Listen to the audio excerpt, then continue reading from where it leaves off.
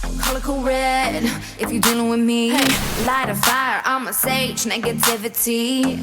Yeah, I can do it, don't need you to watch me. Cause your doubt is like a virus, keep it 6 feet. Watch me how I do it, I can sing like a pop star. Watch me how I do it, I can sing it like a pop star. Watch me how I work, making moves like the Carters. I'ma work, I'ma put my ass to work. Cruising through the city with the top, now what's up? I ain't got no titties, but my butt's like what's up? We eating good while you feet on gas up. Unapologetic and we came to run this. I think I get it now, see it clearly now. I see it, I think I get it, we the shit now. I think I get it now, see it clearly now. I think I get it, we the shit now. 안녕하세요, 서우토반입니다. 오늘은 폭스바겐의 티구안 올스페이스 모델 차주 인터뷰를 시작하겠습니다.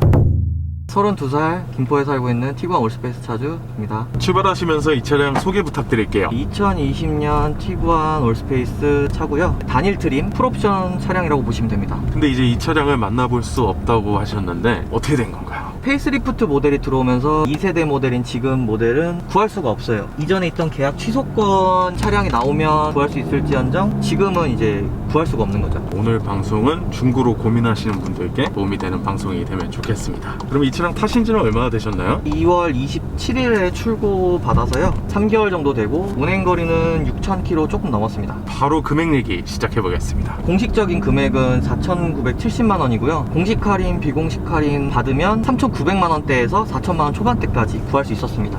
거의 1,000만 원이 할인이 되네요. 네, 12에서 15% 정도라고 그랬던 것 같아요. 그럼 차주님 같은 경우는 어떻게 출고하셨나요? 한 1,500만 원 선입금으로 넣고 취등록세까지 빼고 한 3,000만 원 정도 되거든요. 그거를 60개월로 납부하고 있습니다. 월 55만 원 정도. 보험료는 얼마 나오시나요? 원래는 아버지 밑으로 공동 명의로 있다가 빠져나온 건데 아버지 명의로 같이 있었을 때는 한 60만 원 정도 나왔고요. 단독으로 했을 때는 120만 원 정도 됩니다. 그러면 이 차량 연비 어떻게 나오는지 설명 부탁드릴게요. 제가 월에 한 2,000km 전후로 타고 있는데요. 연비 같은 경우는 시내 주행에서 10에서 13까지 왔다 갔다 하고 고속 주행에서는 16에서 20 정도 왔다 갔다 하고 있습니다. 그러면 장점으로 넘어가 볼게요. 제가 맨 처음에 이제 이 차를 고민을 할 때 공간성이나 거주성 이런 거를 많이 생각을 했는데 2열에 보면은 식탁이라든지 테이블이 있고 레그룸 자체가 이게 5인승보다 한 뼘 정도 길어졌다고 보면 되거든요. 7인승 올스페이스가. 그래서 2열 공간도 넓고 카시트를 놓고 애기를 태웠을 때도 그 정도까지 감안을 했을 때도 공간이 굉장히 괜찮아요. 비교 차량으로 투싼이라든지 산타페, 소렌토 뭐 이렇게 봤었는데 물론 이제 소렌토나 산타페는 크기 자체는 봤을 때 확실히 크긴 커요. 공간성을 봤을 때는 주권은 산타페랑 얘랑 크게 차이 안 나고요. 소렌토는 좀 더 커요. 그래서 그 기준으로 보고 가격대도 봤을 때 출고가 자체는 얘가 더 비싸다고 느껴지지만 할인을 받으면 4,000만 원대까지로 떨어지기 때문에 메리트 있게 이제 생각을 했죠. 그리고 이제 연비적인 측면도 그렇고 어떻게 보면 가성비적으로 봤을 때 이 차량이 훨씬 더 가성비가 좋다고 판단하신 거군요. 그쵸. 아무래도 부품이라든지 이런 것도 여러 차종에 호환되는 부품들이 많고 해서 정비성도 용이하고 유지비 측면에서도 크게 국산차와 별반 차이가 없다고 느꼈거든요. 유지비 측면에서나 가성비 측면에서 떨어지지 않는다고 생각을 했습니다. 그러면 첫 번째 장점은 가성비라고 보면 되겠어요. 두 번째 장점 어떤 거 있을까요? 이 차 자체가 좀 정숙한 편이에요. 고속주행에서도 그렇고 우리나라 제한 속도에 솔직히 100km, 110km 이상을 밟기는 어렵긴 하지만 100km 이상에서의 풍절음이 투싼이나 산타페나 타보고 느꼈을 때는 굉장히 좀 조용한 편에 속한다고 느껴지거든요. 고속에서 차선 변경을 했을 때 안정성이라든지 이런 부분들이 굉장히 좀 좋다고 생각을 합니다. 고속으로 올라가면 올라갈수록 정숙함에서 오는 차이가 있다? 네네. 그게 제가 알기로 이제 외국 유튜브에서 네. 그거를 비교한 영상이 있거든요. 네. 물론 거기서는 아우토반에서 이제 달리는 걸로 100km 이상부터 시끄러운 거나 핸들 털리는 그 안전성 이런 걸 비교하는 영상이 있는데 거기서 보면은 실제 수치상으로도 예, 잘 나와 있습니다. 아무래도 독일에서 거기 여건에 맞춰서 먼저 만들어져서 나온 차기 때문에 그러지 그쵸. 않을까 하는 생각이 듭니다. 고속 위주의 세팅이 확실히 다르긴 할 거예요. 고속으로 가면 굉장히 정숙함의 차이가 있다. 네, 그 이유에 대해서도 나온 적이 있는데 세팅이 얘는 고 RPM으로 갈수록 얘 힘을 다 쓸 수 있게 만들어져 있어요. 그래서 국산차들 고 RPM으로 가면 차 힘이 많이 떨어지는 반면에 얘는 고 RPM으로 갈수록 얘 토크나 힘을 다 쓸 수가 있어요. 오히려 저속에서 굼뜬 게 네. 그런 이유이지 않을까 제 개인적인 생각입니다. 확실히 그게 느껴지시죠? 예, 저는 개인적으로 이제 악셀을 밟고 가보면 고RPM에서도 이제 치고 나가는 힘이 네. 오히려 후반에 더 많이 나오기 때문에 초반에 굼뜸이 좀 답답하더라도 만족하면 타는 게 이제 그런 점 때문이거든요. 이거는 국내에선 단점으로 보고 독일에선 장점으로 볼 일이겠네요. 자, 그러면 또 이어서 장점 어떤 거 있을까요? 디테일한 것들, 예를 들면은 이런 수납함 같은 데 보면은 일반 플라스틱이면 물건 놨을 때 달그닥달그닥 소리가 나지 않습니까? 네. 근데 보면 안에 이제 덧대가지고 안감을 그러네요. 그런 게 좀 저는 마음에 들었고요. 차선을 변경할 때 보통 백미러에 조그맣게 표시해줘서 주의하라고 뜨잖아요. 근데 얘는 백미러 안쪽에 있는 등으로 먼저 불빛을 내줘서 굳이 이쪽으로 시선을 돌려서 보지 않아도 알 수가 있는 거죠. 전방을 보고 있어도 보이는. 예, 이게 거슬리는 느낌은 아닌데 이제 네. 확인은 되는, 그게 좀 네. 괜찮더라고요, 저는. 그럼 또 이런 소소한 것들이 있을까요? 옵션들이 동급 수입 차량에 비해서 같은 가격으로 봤을 때 이 차량에는 많은 옵션들이 들어가 있죠. 어라운드 뷰라든지 파노라마 선루프라든지 트렁크 킥모션이라든지 국산차에서 많이 보였던 편의 기능들이 이 차에는 기본적으로 다 들어가 있는 상태라 동급 해외 차들에 비해서는 좋다. 그러면 이 차량도 통풍이 있나요?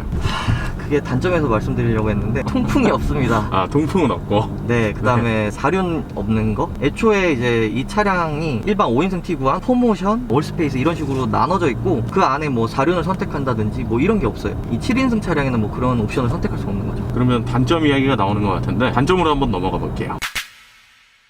몇 가지가 있긴 한데요. 그 전에 이제 운영했던 차량이 티볼리 에어인데 경사로에 이렇게 엑셀을 밟고 올라가다가 엑셀을 떼더라도 차가 네. 뒤로 밀리진 않아요. 그 자리에 이제 멈춰 있는 거죠. 근데 이 차량은 엑셀을 밟고 가다가 엑셀을 떼면 뒤로 밀려요. 잡아주는 그 경사로 밀림 방지라고 하나? 그게 없는 게 좀 아쉽더라고요. 아, 그게 없어요. 제가 모르는 건지 기능을 그건 네. 모르겠는데 이게 올토홀드로 잡혀 있잖아요. 네. 거기서 이제 엑셀을 밟으면은 풀리면서 이렇게 가잖아요. 네. 이 교차되는 지점에서 네. 뒤로 이렇게 갔다 가는 거죠, 이렇게. 아, 저 같은 경우는 아까 말씀드렸던 캠핑이나 이제 이런 데를 많이 가는데 사륜이 없어서 좀 그게 아쉽다는 거? 선택도 못하고. 특별히 그런 경험이 있으셨나요? 제가 갔던 캠핑장이 약간 산 지형에 있는 건데 네. 거기서 한번 이제 빠져가지고 고생을 했었어요. 어떻게 이제 고생을 해서 나오긴 했는데 네. 사륜이 있었으면 참 좋았겠다라는 생각을 했습니다.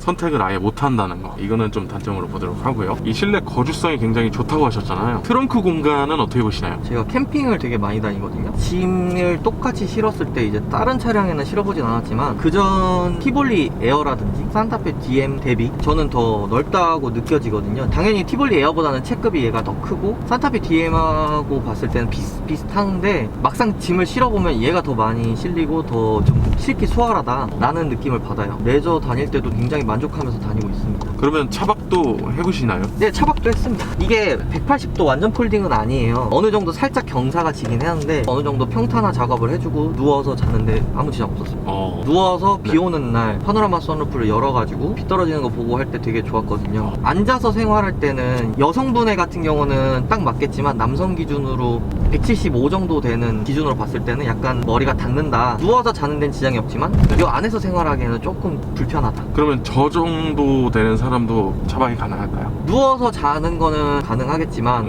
만약에 앉아서 뭘 먹거나 하는 건 택도 없다. 이게 닿기 때문에. 예. 트렁크 공간도 충분히 넓다고 보면 되겠습니다. 또 아쉽거나 단점으로 볼 만한 거 어떤 거 있을까요? 이게 150마력에 34.7토크인가 그렇거든요. 공차 중량이 1700kg대로 알고 있는데 차 사이즈나 크기나 무게로 봤을 때는 출력이 아쉽지 않나. 굼뜬 느낌이라고 할까요? 차선 변경, 추월을 해야 된다든지 그럴 때 이제 꾹 밟고 나가려면 그게 조금 아쉽다.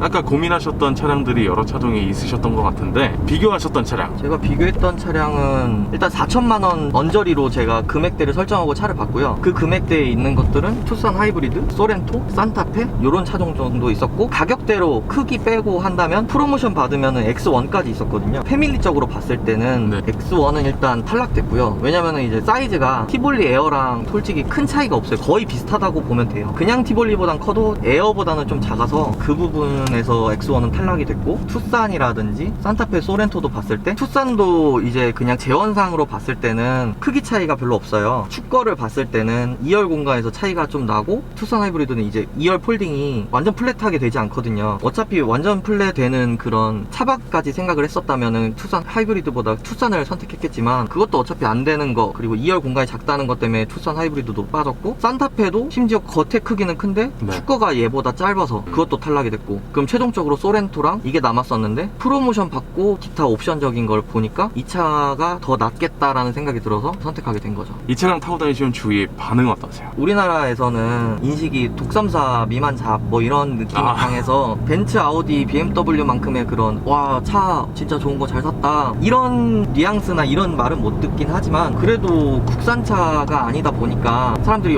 그래도 차 한 번씩 봐주고 괜찮네, 좋네, 이렇게 이런 정도의 반응을 해주긴 합니다. 완전히 독삼사 정도로 이렇게 보는 건 없지만 국산차보다는 그래도 좀 더 알아봐주는 느낌? 그거 말고 뭐 그 이상 그 이하는 아니에요. 무난하다 이렇게 네. 보면 될 것 같아요. 이 차량 고민하고 계신 분들이 구매하기 전에 꼭 알아야 할 점 어떤 거 있을까요? 저는 이 차량을 탔을 때 재밌는 부분이 승차감 자체가 나쁘진 않다고 보거든요. 네. 근데 이 시트 쿠션감이 딱딱해요. 그래서 이런 포지션이나 이런 시트감을 좋아하는 사람도 있겠지만, 개인적으로는 승차감에 비해서 이 시트가 그런 느낌을 많이 갉아먹는 느낌이 들어서, 만약에라도 사신다면 한번 시운전을 해보고 느껴보고 사셔야 될 거라고 생각을 합니다. 근데 이 시트 정말 딱딱한 것 같아요. 이게 스포츠성의 시트도 아닌데 많이 딱딱하다고 느껴요. 근데 이런 걸 좋아한다고 동호회 글 보면 그런 분들도 계시긴 하거든요. 네. 저는 공감을 못합니다. 이거는 뭐 사람마다 다른 거기 때문에 예. 성향 차이로 보도록 하고요. 소프트한 걸 원하시는 분들은 좀 고민을 해보셔야 될 것 같아요. 네, 무조건 네. 타봐야 돼요. 또 이런 거는 아셔야 합니다. 할 거 있을까요? 출력적인 부분인데요. 드라이빙 중심의 차량을 보신다, 나는 패밀리카지만 그래도 출력이 좀 더 좋았으면 좋겠다, 이러시는 분들은 안 될 것 같아요. 모드가 금방금방 쉽게 변하긴 해요. 스포츠 모드라든지 일반 노멀 모드라든지 이거의 차이점이, 스포츠 모드로 두면은 세팅 값이 이제 고RPM까지 쓸 수 있게 바뀌긴 하거든요. 근데 이렇다고 해서 이 근본적인 출력이 개선되는 건 아니기 때문에 드라이빙 목적이시면 아무리 패밀리적인 걸 보더라도 이거에서 많이 좀 실망하시지 않을까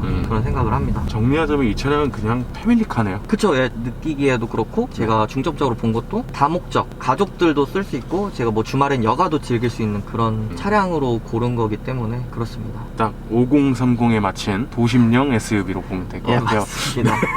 디젤임에도 약간 정숙하기도 한데 모든 것들이 좀 특출나진 않고 정말 모든 게 다 아우러지는 노멀한 느낌이라서 그게 참 좋은 것 같아요. 무난한 것도 사실 쉬운 게 아니잖아요. 무난하게 만드는 것도 정말 대단한 일이기 때문에 반대로 봤을 때는 장점으로 볼 게 더 많은 것 같습니다. 자, 그럼 이 차량 마지막 총평 부탁드릴게요. 가족 중심적이고 드라이브가 목적이 아니시라면 이 가격대에서 누릴 수 있는 옵션이나 안정성이나 공간성 이런 것들을 모두 아우르고 있기 때문에 저는 굉장히 멀티적인 운용에는 좋은 차다라고 생각을 하고요. 폭스바겐 자체 그 이름을 해석을 하면 국민적인, 그러니까 대중적인이라는 뜻이 있는데 네. 그 뜻에 딱 맞는 그런 차량을 만들고 있다라고 생각을 하고요. 그 목적에 참 부합하다고 생각도 합니다. 알겠습니다. 네. 마지막으로 특별하게 하신 말씀 있으실까요? 앞으로 나오는 수입차들은 통풍 시트 좀 넣어줬으면 좋겠다. 아, 다른 건 몰라도 여름에는 꼭 있어야 되니까 그것만 좀 넣어줬으면 좋겠네요. 통풍 타협이 안 되거든요. 웨트차들은. 예, 진짜. 네, 통풍을 꼭 넣어줬으면 좋겠다. 예. 알겠습니다. 자, 그럼 오늘 인터뷰는 이 정도에서 마무리하도록 하고요. 저희 서오토만은 다음번에 또 다양한 차 좀 가지고 인사드리겠습니다. 지금까지 서오토만이었습니다. 감사합니다.